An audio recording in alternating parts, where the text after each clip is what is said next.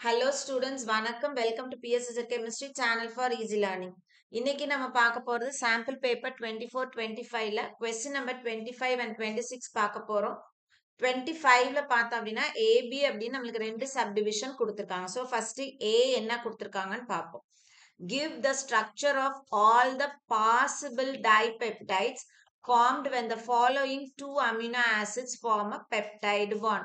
So நமக்கு ரெண்டு amino acids கொடுத்திருக்காங்க. ஒன்னு அலனைன், இன்னொன்னு கிளைசின். இந்த ரெண்டும் நம்ம கம்பைன் பண்ணி பெப்டைடு பாண்ட் ஃபார்ம் பண்றோம்னா என்னென்ன பாசிபிள் டைபெப்டைட்ஸ் ஃபார்ம் ஆகும் அப்படின்னு கேக்குறாங்க. ஸோ எப்பவுமே ஒரு பெப்டைடு பாண்ட் அப்படின்னா அந்த பாண்ட்ல நம்மளுக்கு என்ன இருக்கணும், ஒரு சி டபுள் பாண்ட் ஓ இருக்கணும். அதே மாதிரி இந்த கார்பன் NHல அட்டாச் இருக்கும். ஸோ இதை தான் நம்ம என்னன்னு சொல்லுவோம் அப்படின்னா ஒரு பெப்டைடு பாண்ட். இப்போ நமக்கு ரெண்டு அமினோ ஆசிட் கொடுத்துருக்காங்க. இதை நம்ம கம்பைன் பண்ண போறோம் த்ரூ அ பெப்டைடு பாண்ட். இப்போ நம்மளுக்கு காம்பினேஷன் எப்படி வரலாம் அப்படின்னா, ஃபர்ஸ்ட் நம்ம வந்து அலனைன் எடுத்துட்டு அந்த அலனைனை நம்ம கிளைசினோட கம்பைன் பண்ணலாம். அப்போ நமக்கு ஒரு பெப்டைடு பாண்ட் ஃபார்ம் பண்ணும். அல்லது கிளைசினை ஃபர்ஸ்ட் எடுத்துட்டு அதை நம்ம அலனைன் கூட கம்பைன் பண்ணலாம். ஸோ இப்போ நம்ம ரெண்டுமே வந்து செஞ்சு என்ன பெப்டைடு பாண்ட் நம்மளுக்கு என்ன காம்பவுண்ட் கிடைக்குது அப்படின்றத பார்ப்போம். என்ன டைபெப்டைடு ஃபார்ம் ஆகுதுன்றத பார்ப்போம். இப்போ நம்மளுக்கு இப்படி கொடுத்துருக்காங்க அப்படின்னா இதை நம்ம கொஞ்சம் மாத்தி எழுதிக்கலாம். எல்லாத்தையுமே கார்பன் தெரியிற மாதிரி எழுதுங்க. எப்போ எழுதணும்னாலும் இந்த NH2 ஒரு டெர்மினல்லையும் சி டபுள் பாண்ட் OH இன்னொரு டெர்மினல்லையும் நம்ம எழுதிட்டோம்னா நம்மளுக்கு கொஞ்சம் ஈஸியா இருக்கும். ஸோ ஃபர்ஸ்ட் இதை எழுதுவோம். அப்ப இதை வந்து டெர்மினல்ல எழுதுறோம் அப்படின்னா H2N, அதுக்கப்புறம் இந்த இடத்துல என்ன இருக்கு, ஒரு கார்பன் இருக்கு. ஸோ CH, அந்த கார்பன் எதுல அட்டாச் ஆயிருக்கு, CH3ல அட்டாச் ஆயிருக்கு. அதுக்கப்புறம் இன்னொரு பக்கம் C double bond OH. So இது அலனைன். அடுத்தது அதே மாதிரி கிளைசின் எழுதுவோம். கிளைசின் வந்து இங்க நம்மளுக்கு டெர்மினல் அப்படி கொடுத்துட்டாங்க. ஸோ NH2, இந்த இடத்துல என்ன இருக்கும், CH2 இருக்கும். CH2 C double bond OH. சரியா? ஸோ இது வந்து அலனைன், இது வந்து கிளைசின். இப்போ நம்ம என்ன செய்ய போறோம், ஃபர்ஸ்ட் காம்பினேஷன் போக போறோம். ஸோ ஃபர்ஸ்ட் காம்பினேஷன் எது, அலனைன் பிளஸ் கிளைசின். சரியா? ஸோ ஃபர்ஸ்ட் நம்ம ஃபர்ஸ்ட் காம்பினேஷன் போலாம். ஃபர்ஸ்ட் நம்ம யாரை எழுத போறோம், அலனைன் எழுத போறோம். அப்போ H2N CH CH3 C double bond OH. இது அலனைன். இது கூட எதை கம்பைன் பண்ண போறோம், கிளைசின். ஸோ இந்த கிளைசினை நம்ம எழுதும் போது இந்த NH2, அதாவது எதுல இருந்து நம்ம ஹைட்ரஜனை ரிமூவ் பண்ண வரலையே அது தெரியறதுக்காக இந்த N ரெண்டு பாண்ட் போட்டு நம்ம எழுதிக்கிறோம். ஸோ இப்படி பிரிச்சு காமிச்சிருக்கோம். NH2 இப்படி பிரிச்சு எழுதிட்டு CH2 C double bond OH. இது கிளைசின். இது ரெண்டையும் நம்ம கம்பைன் பண்ணும் பொழுது என்ன ஆகுது, இதுல இருக்கக்கூடிய OHம் இதுல இருக்கக்கூடிய Hம் வாட்டரா வெளியில போயிடும். ஸோ அப்ப இந்த கார்பன் டைரக்டா இந்த நைட்ரஜன்ல வந்து அட்டாச் ஆகும்போது நம்மளுக்கு எப்படி ப்ராடக்ட் ஃபார்ம் ஆகுது, NH2 CH CH3 C double bond O. இந்த C இந்த நைட்ரஜன்ல வந்து அட்டாச் ஆகும். So NH CH2 COOH. சரியா? சோ இதுக்கு பேரு நம்மளுக்கு எழுத தெரியணும். சோ ஃபர்ஸ்ட் அலனைன் இருக்கு, அதனால இந்த இடத்துல நம்ம ஸ்டார்ட் பண்ணும்போது அலனைன், அப்புறம் ரெண்டாவது இருக்கிற பேரை அப்படியே எழுதிடணும், கிளைசின். அலனைல் கிளைசின் இதனுடைய இந்த டைபெப்டைடினுடைய பேர். ரெண்டாவது காம்பினேஷன் போகும். சோ ரெண்டாவது காம்பினேஷன் என்ன, கிளைசினை ஃபர்ஸ்ட் எழுதிட்டு அலனைனை செகண்ட் எழுத போகும். ஸோ இங்க எழுதும்போது ஃபர்ஸ்ட் கிளைசின். ஸோ இந்த பார்ட்டை அப்படியே NH2ன்னு எழுதிக்கலாம். ஏன்னா நம்ம அங்க எலிமினேஷன் காமிக்க போறது இல்ல. NH2 CH2 C double bond OH. இது கிளைசின் பிளஸ் இப்ப இந்த அலனைனை இங்க எழுதும் போது என்ன பண்ணணும், பிரிச்சு காமிச்சிடணும். NHHன்னு பிரிச்சு காமிச்சிடணும். அப்புறம் மீதி இருக்கிறத அப்படியே எழுதிடுங்க. CH CH3 C double bond O OH. இப்போ எப்படி ரிமூவ் பண்ணணும் நம்ம? இதுல இருக்க OHும் இதுல இருக்க Hும் வாட்டர் மாலிகுலா வெளியில போயிடும். அப்ப நம்மளுக்கு இங்க இருந்து ஸ்டார்ட் பண்ணணும். இது வந்து அலனைன்.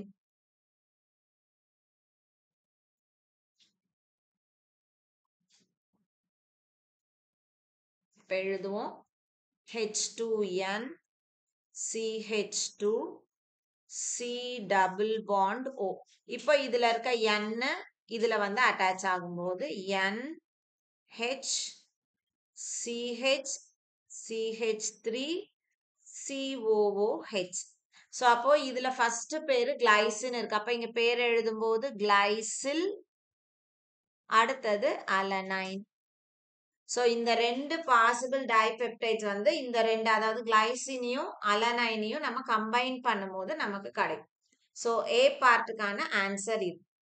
அடுத்தது பி. பி வந்து என்ன கேக்குறாங்க அப்படின்னா, keratin, insulin and myosin are a few examples of proteins present in the human body. Identify which type of protein is keratin and insulin and differentiate between them based on their physical properties ன்னு கேக்குறாங்க. சரி, அதை differentiate பண்ண சொல்றாங்க. So நமக்கு வந்து proteins படிச்சிருப்போம். ரெண்டு டைப் ஆஃப் புரோட்டீன்ஸ் படிச்சிருப்போம். ஒன்னு வந்து ஃபைப்ரஸ் புரோட்டீன், இன்னொன்னு வந்து குளோபியுலார் புரோட்டீன். அந்த ஒன்னொன்னுத்துக்கும் நம்ம எக்ஸாம்பிளும் பார்த்திருப்போம். ஸோ நம்ம வந்து படிச்சது ரெண்டு படிச்சிருப்போம். ஒன்னு ஃபைப்ரஸ் புரோட்டீன், இன்னொன்னு வந்து குளோபியுலார் புரோட்டீன்.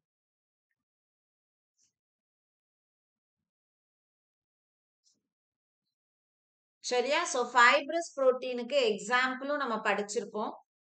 கெராட்டின், இன்னொன்னு மயோசின். அதே மாதிரி குளோபியுலார் புரோட்டீனுக்கு ரெண்டு எக்ஸாம்பிள் படிச்சிருப்போம். ஒன்னு இன்சுலின், இன்னொன்னு வந்து ஆல்புமின்.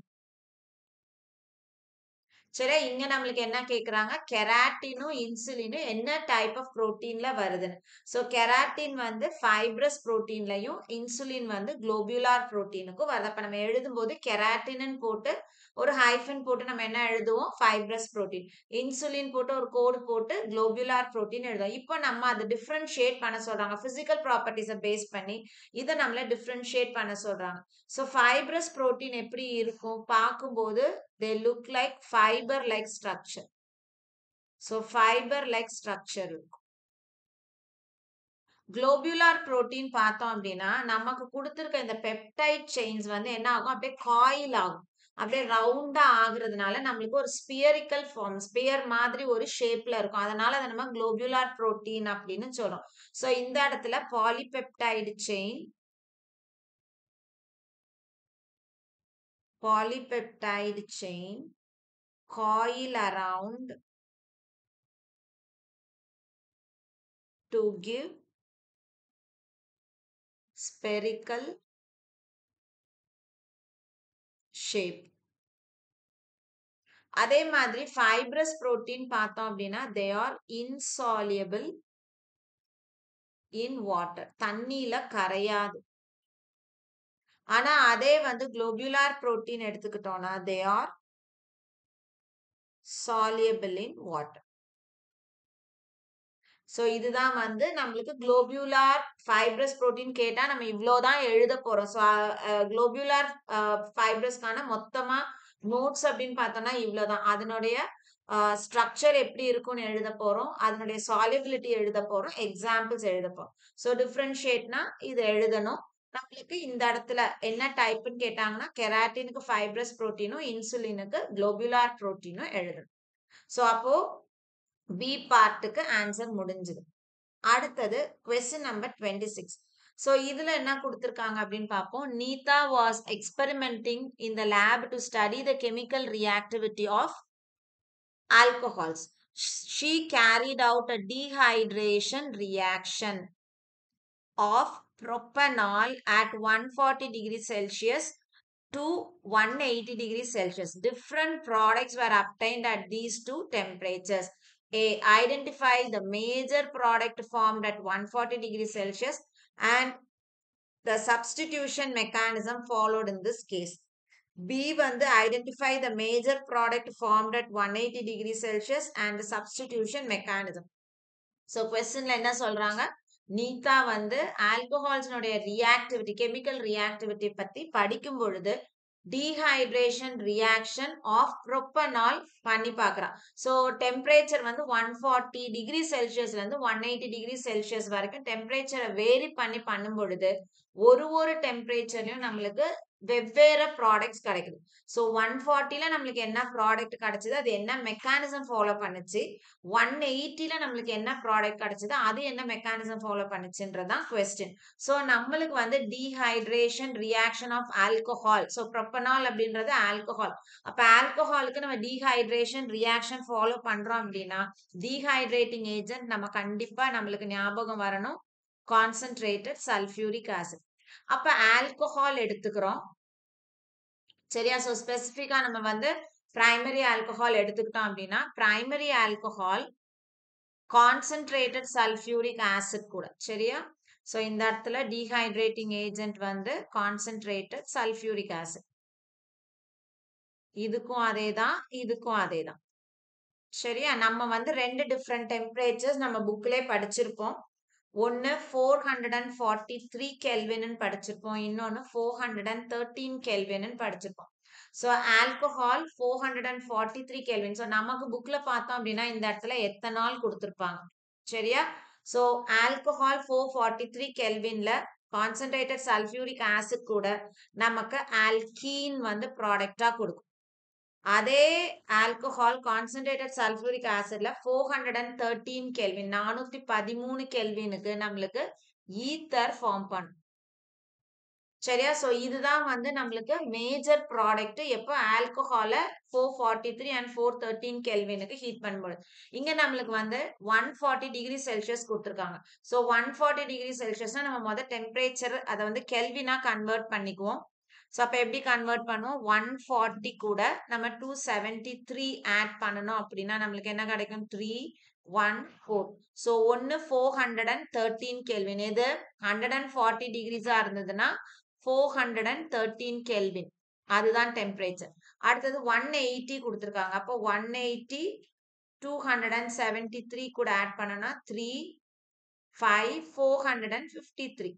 ஸோ இது வந்து 453. So higher temperature.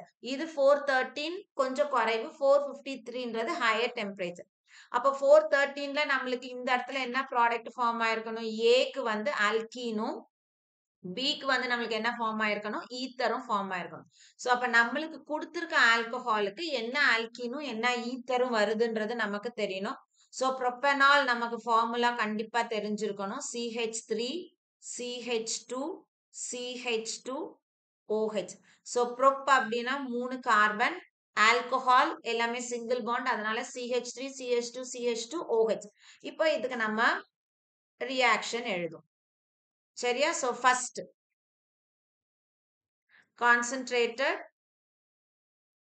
sulfuric acid at 140 degree Celsius அல்லது 413 Kelvin என்ன ஃபார்ம் ஆகணும், நம்மளுக்கு ஈத்தர் ஃபார்ம் ஆகணும். ஸோ அப்ப ரெண்டு மாலிக்யூல்ஸ் ஆஃப் ஆல்கஹால் ரியாக்ட் பண்ணுச்சு அப்படின்னா நமக்கு CH3 CH2 CH2 O CH2 CH2 CH3 சரியா. ப்ரோபாக்சி ப்ரோப்பேன் நமக்கு ஃபார்ம் ஆகும். இதுக்கு பேரு, இது ப்ரோபாக்சி பார்ட், இது ப்ரோப்பேன்.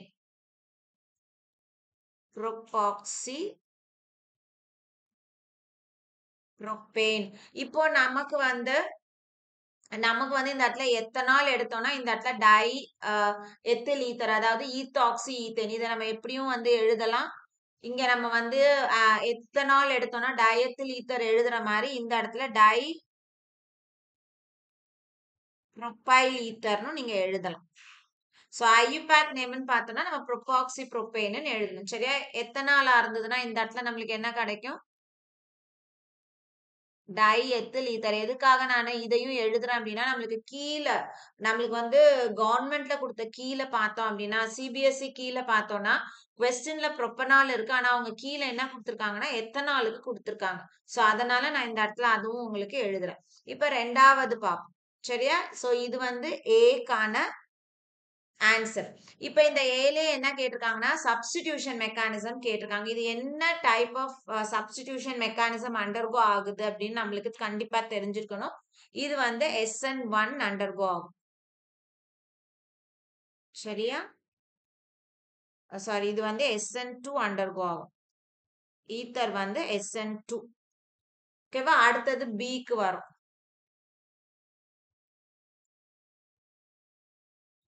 பி வந்து இதே மாதிரி நம்ம என்ன செய்ய போறோம்? புரோப்பனால் எடுத்துக்கிறோம். இப்ப இங்க டெம்பரேச்சர் எவ்வளோ? அதே கான்சென்ட்ரேட்டட் சல்ஃபியூரிக் ஆசிட். நமக்கு அவங்க குடுத்திருக்க டெம்பரேச்சர் வந்து 180 டிகிரி செல்சியஸ் அல்லது 453 கெல்வின். சோ நம்மளுக்கு 413 கெல்வினை விட ஹையர் டெம்பரேச்சர். நம்மளுக்கு புக்ல பார்த்தோம்னா எத்தனாலுக்கு 443 கெல்வின் குடுத்திருப்பாங்க. சோ புரோப்பனாலுக்கு கொஞ்சம் ஹையர் குடுத்திருக்கலாம். சரி, அப்ப இந்த இடத்துல என்ன ஆகுது அப்படின்னு பார்த்தோம்னா, நம்மளுக்கு அல்கீன் ஃபார்ம் ஆகும். சோ இங்க வந்து நமக்கு ஒரு வாட்டர் மாலிக்யூல் எலிமினேட் ஆகுது. இங்க இருந்து வெளியில போகுது. சோ அந்த வாட்டர் மாலிக்யூல் எப்படி எலிமினேட் ஆகுதுன்றதையும் நான் உங்களுக்கு வந்து இங்க போட்டு காமிக்கிறேன். சோ CH3 CH இந்த இடத்துல ஒரு H காமிச்சிருக்கேன். இந்த CH2 அப்படியே இருக்கட்டும். இந்த இடத்துல இருக்கக்கூடிய OH. சோ நம்ம சிம்பிளா ஞாபகம் வச்சுக்கிறோம் அப்படின்னா, இதுல இருக்க வாட்டர் மாலிக்யூல நம்ம என்ன பண்ணிடுறோம்? ரிமூவ் பண்ணிடுறோம். சோ அதனால இங்க இருக்க பாண்ட் என்ன ஆகும்? இங்க போகும். இது இதோட இப்படி வெளியில போயிடுதுன்னா, இந்த பாண்ட் இங்க போகும். அப்ப நமக்கு ப்ராடக்ட் என்ன ஃபார்ம் ஆகுது? CH3 CH double bond CH2. So அப்ப நமக்கு இந்த இடத்துல புரோப்பீன் ஃபார்ம் ஆகுது. சரியா? இதுதான் வந்து இந்த இடத்துல நம்மளுக்கு கிடைக்கக்கூடிய மேஜர் ப்ராடக்ட். இன் கேஸ் இந்த இடத்துல நம்மளுக்கு எத்தனால், எத்தில் ஆல்கஹால் குடுத்துருக்காங்கன்னா, இந்த இடத்துல நம்மளுக்கு என்ன அல்கீன் ஃபார்ம் ஆகும் அப்படின்னா, நமக்கு இந்த இடத்துல ஈத்தீன் ஃபார்ம் ஆகும். சரியா? ஈத்தீன்னா CH2 டபுள் பாண்ட் CH2 நமக்கு ஃபார்ம் ஆகும். ஓகேவா? சோ இதுதான் வந்து நம்மளுக்கு மேஜர் ப்ராடக்ட். இப்போ இது என்ன டைப் ஆஃப் மெக்கானிசம் அண்டர்கோ ஆகுதுன்னு பார்த்தோம்னா, இது SN1 மெக்கானிசம் அண்டர்கோ ஆகும். சரியா? சோ நமக்கு ஆல்கஹால் ஈத்தரா கன்வெர்ட் ஆகும் பொழுது 413 கெல்வின் அல்லது 140 டிகிரி செல்சியஸுக்கு போகும்போது அது ஃபாலோ பண்ணக்கூடிய mechanism SN2. So ether form ஆகுது ஆல்கஹால் இருந்துன்னா SN2 ஞாபகம் வச்சுக்கோங்க. ஆல்கஹால் இருந்து அல்கீன் ஃபார்ம் ஆகுது அப்படின்னா SN1. சரியா? சோ இதுதான் இந்த கொஸ்டினுக்கான ஆன்சர். சோ அப்போ நம்மளுக்கு இந்த மாதிரியும் கொஸ்டின்ஸ் வந்து வரும். இப்படி நம்மளுக்கு இன்டைரக்டாவும் என்ன பண்ணிருப்பாங்க? கொஸ்டின்ஸ் வந்து குடுத்திருப்பாங்க. சோ கொஸ்டின் நம்பர் 25ம் 26க்கும் எப்படி ஆன்சர் எழுதுறதுன்னு புரிஞ்சிருக்கும்னு நினைக்கிறேன். வீடியோ பிடிச்சிருக்கு அப்படின்னா லைக் பண்ணுங்க, கமெண்ட் பண்ணுங்க, ஷேர் பண்ணுங்க. மறக்காம சேனலை சப்ஸ்கிரைப் பண்ணுங்க. இதே மாதிரி அடுத்த கொஸ்டினோட உங்களுக்கு நெக்ஸ்ட் வீடியோல பார்க்குறேன். Thank you.